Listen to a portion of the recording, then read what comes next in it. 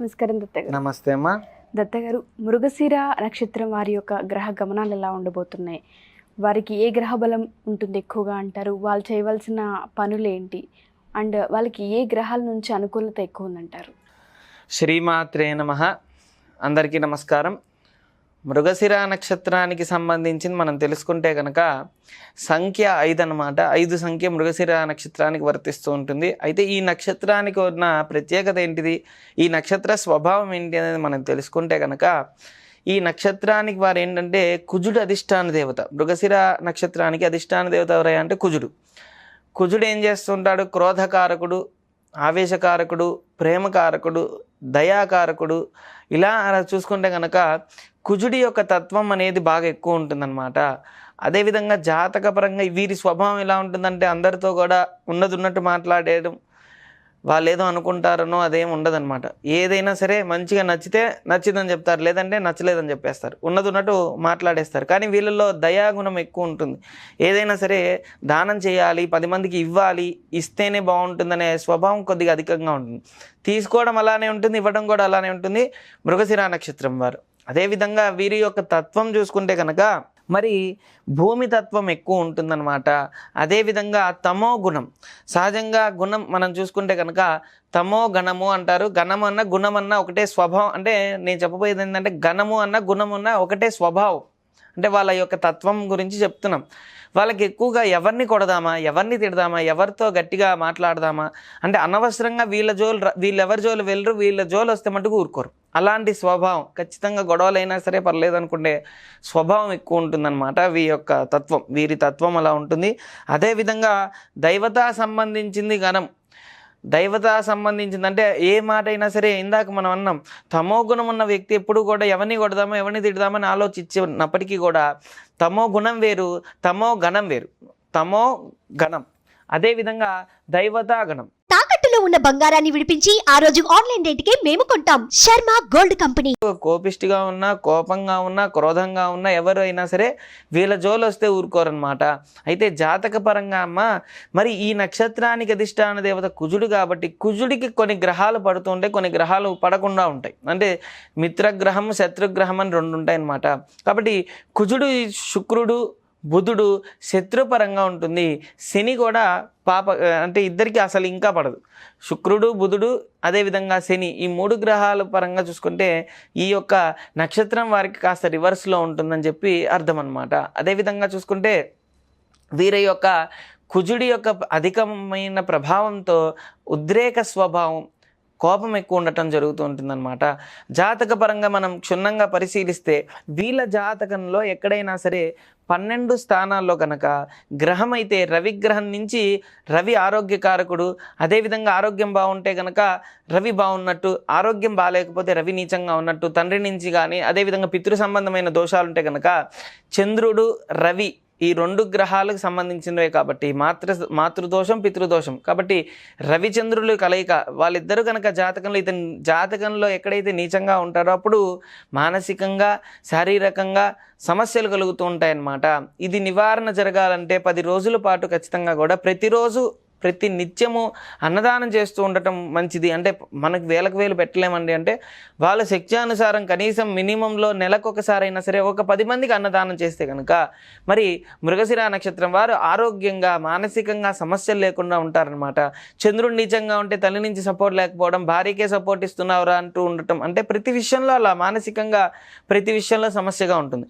అలాంటి సమస్యలు లేకుండా ఉండటం ఇవన్నీ కూడా ఖచ్చితంగా జరుగుతుంది. చంద్రుడు నీచంగా ఉంటేమో బాగా బాధలు ఉండటం, అనవసరమైన విషయాల్లోనే గొడవలు ఎక్కువ ఉండటం, అన్నం తినేటప్పుడే కంచాలు ఇసరు కొడుతూ ఉండటం, వీళ్ళ కోపం అధికంగా ఉండటం వల్ల అప్పు ఎక్కువ ఉండటం, ఏదో మాట వరుసగా అప్పు అడగంగానే ఇచ్చారు కదా అని చెప్పి మాట అంటూ ఉండటం, వీళ్ళు పడుతూ ఉండటం. అంటే ప్రతిదీ మనం తెలుసుకోవాలమ్మా. ఎక్కడైతే దోషం ఉందో దాన్ని పరిహారం చేసుకుంటే ఆటోమేటిక్గా ప్రశాంతత వస్తుంది. కాబట్టి జాతకంలో ఒకవేళ వీరికి ఈ విధంగా కనుక నీచంగా ఉంటే ఈ ఫలితం ఉంటుంది. కాబట్టి కుజుడు నీచంగా ఉంటే రుణం ఎక్కువ ఉండటం, అదేవిధంగా రుణబాధ ఎక్కువ ఉండటం, ప్రతి నిత్యం కూడా సహజంగా కొంతమంది ఏంటంటే 10 రూపాయలు అడిగితే డబ్బులు రాకుండా కూడా ఉంటాయి. కానీ వీరికి డబ్బులు అడిగితే అధికంగా వస్తాయి. అప్పు పరంగా తీర్చడం కష్టంగా ఉంటుంది. రావడం ఎంత ఈజీగా వస్తే కట్టడం చాలా కష్టం, కానీ వీరికి ఇంకా అధికంగా కష్టంగా ఉంటుంది. కానీ ఆ విధంగా ఉంటుందన్నమాట. అంగారకుడి యొక్క జాతక పరంగా వీళ్ళకి నీచంగా ఉంటే ఈ విధంగా ఇబ్బందికరంగా ఉంటుంది. మనస్పర్ధలు, కోపం, ఆవేశం ఎక్కువ ఉండటం, చేసే దానిలో స్థితి లేకపోవడం, ప్రజ్ఞత లేకపోవడం అలా జరుగుతుందమ్మా. అదేవిధంగా బుధుడు నీచంగా ఉంటే వ్యాపారంలో అవ్వచ్చు, ఉద్యోగంలో అవ్వచ్చు. సహజంగా ఇందాక మీకు చెప్పాను, వీళ్ళు ఏ స్వభావం అంటే లోపల ఒకటి బయటకు నటించదు, ఉన్నది ఉన్నట్టు మాట్లాడేస్తారు కదా. కాబట్టి జాబ్ విషయంలో చాలా జాగ్రత్త పడాల్సిందే. అంటే చాలా వరకు కూడా ఏంటంటే బుధుడు ఉద్యోగ కారకుడు.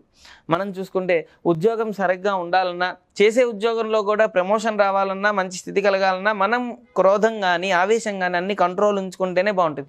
ఎప్పుడైనా సరే మన జాతకంలో గ్రహాలు నీచంగా ఉంటే పక్కవాడి మీద తొయ్యకూడదు, అంతే కదమ్మా. ఇప్పుడు మన జాతకంలో నీచంగా ఉంది, మన గ్రహం బాగాలేకపోతే మన జాబ్లో మనకు గొడవలు అవుతుంటాయి. ఇప్పుడు 10 మంది జాబ్ చేస్తూ ఉంటారమ్మా, 10 మందిలో వాడు 10 మందితో బాగున్నాడు, మనతో బాగాలేదంటే కారణం ఏంటిది? మన జాతక పరంగా నీచంగా ఉన్నట్టు.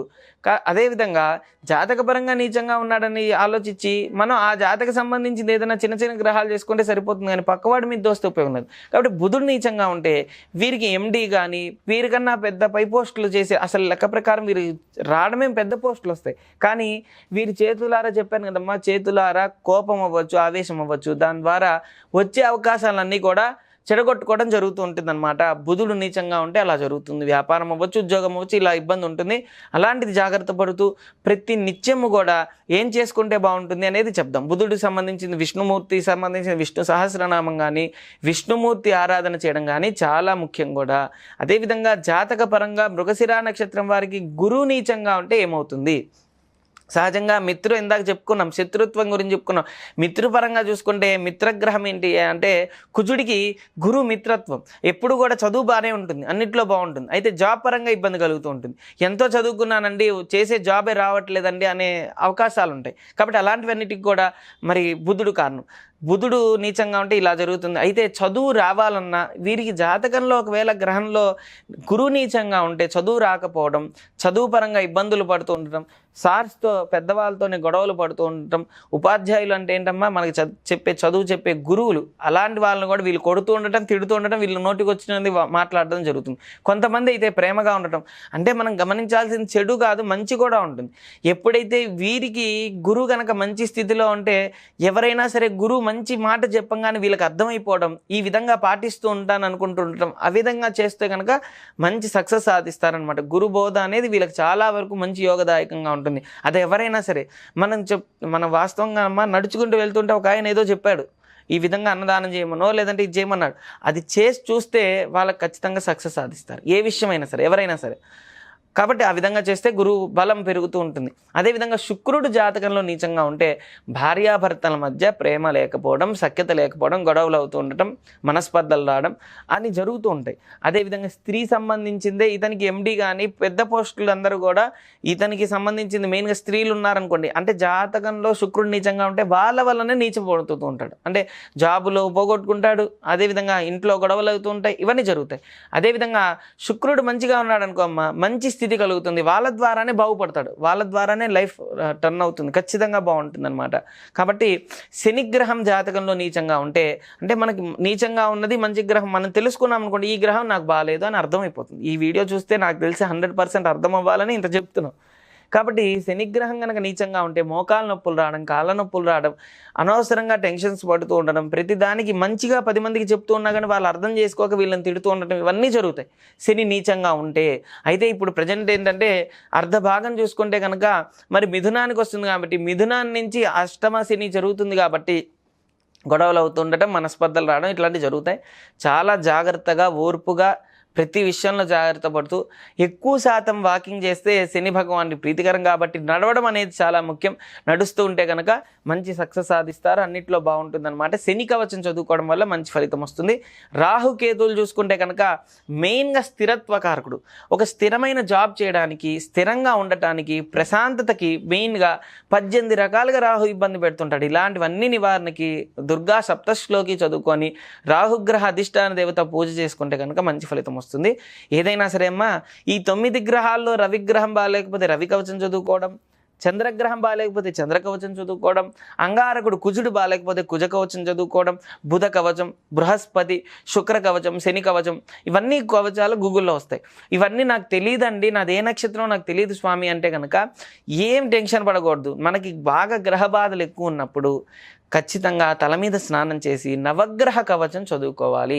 స్వామి నాకు జ్వరం వచ్చింది, నా వల్ల కాదంటే ప్రశాంతంగా మామూలు స్నానమైనా చేసి తలకి విభూది రాసుకొని కనుక మనం చూసుకుంటే కనుక శని కవచం నుంచి నవగ్రహ కవచం గూగుల్లో ప్రతి ఒక్కటి దొరుకుతాయి. అవి కూర్చొని చదువుకోవడమే మనకు కావాల్సింది. ఒక 10 నిమిషాలు ఆ నవగ్రహాలు కేటాయించి చదువుకుంటే అమ్మ సత్ఫలితాలు శీఘ్రంగా వస్తాయి. పరిపూర్ణమైన ఆరోగ్యంతో మరి మృగశిర నక్షత్రం వారు సుఖ సంతోషాలతో ఉంటారనమాట. థ్యాంక్ యూ దత్త గారు. Thank you. ఓం శ్రీ దత్తాయ నమః, శ్రీ దత్తాత్రేయాయ నమః.